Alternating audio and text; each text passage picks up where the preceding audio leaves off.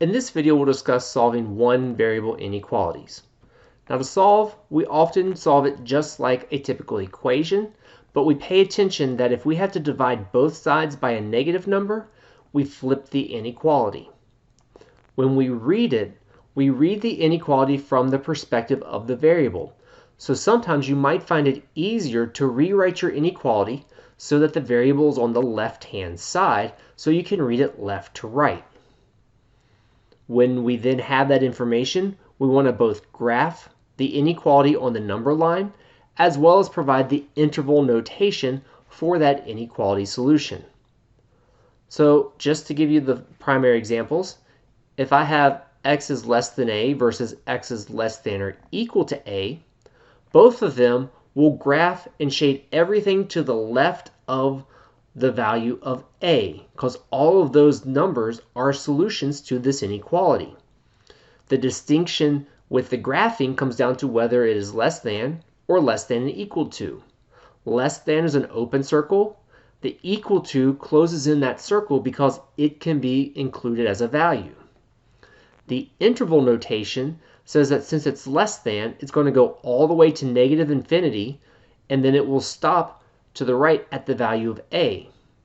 Now, when we go towards negative infinity, we use parentheses because you can never actually reach negative infinity. And with the less than, we use parentheses because we can never actually reach that value of a. In contrast, when it's the equals, we use the bracket on a because a can be included. The same thing happens when it's x is greater than a or greater than equal to a. Again, with the graph, we're shading everything to the right of the value of a, and again, open circle for greater than, closed circle for the equals to component. This time we're going from the value up to positive infinity. Again, infinity gets the parenthesis because you can never reach infinity. And when it's greater than, it is parentheses on the a, the equals to puts a bracket on a. So let's look at an example to help us understand this better. Say I have 5x plus 8 is greater than 9x minus 12. First thing, solve it just like it was an equation. So I'm going to subtract 5x from both sides, and that will leave me with 8 is greater than 4x minus 12. And I'm reading them left to right just to help understand where we are so far. Then I'm going to add 12 to both sides, so that will leave me with 20 is greater than 4x. I divide both sides by 4, and that will leave me with 5 is greater than x. However, we want to read this from the perspective of the variable. That would really mean that x is less than 5. And that's easier to work with when it comes to interval notation and with the graph. Now I know for interval notation that the values are everything from negative infinity all the way up to 5.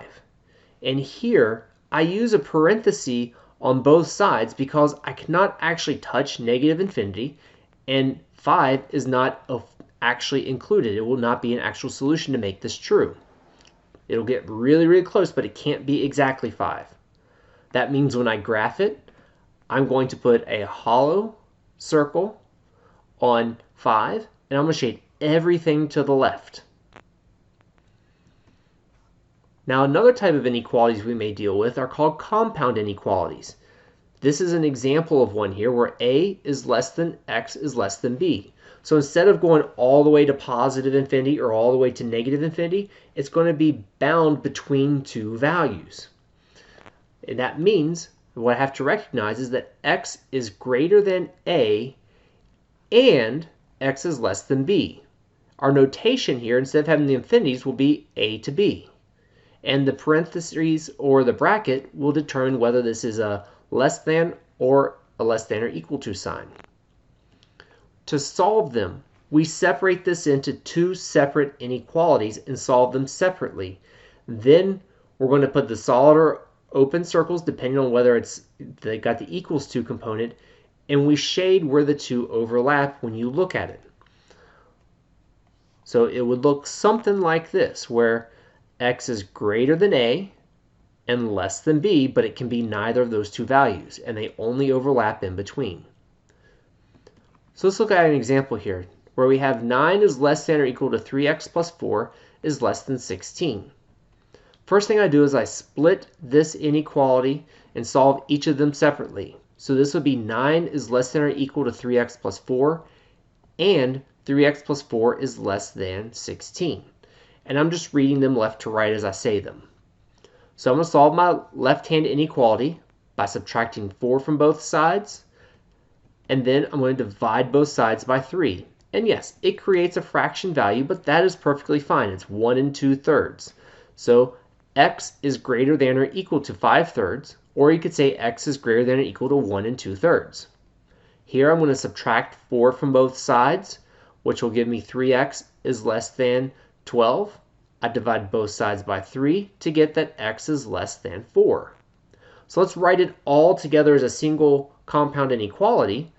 I would write that 5/3 is less than or equal to x is less than 4. To write that into the interval notation, I have the two values already here, a lower bound and an upper bound. The key, though, is that I use a bracket on 5/3 because this has the equals to component. Then I want to graph this. So I'm going to put a solid dot at 1 2/3 and a hollow dot at 4, and I shade in between. And I could always verify that this is true. For example, 3 should work. If I plug in 3, I've got 9 times 3 is 13, plus 9 times 3 is 9, plus 4 is 13. 9 is less than 13 is less than 16. So those are the values that will make this true.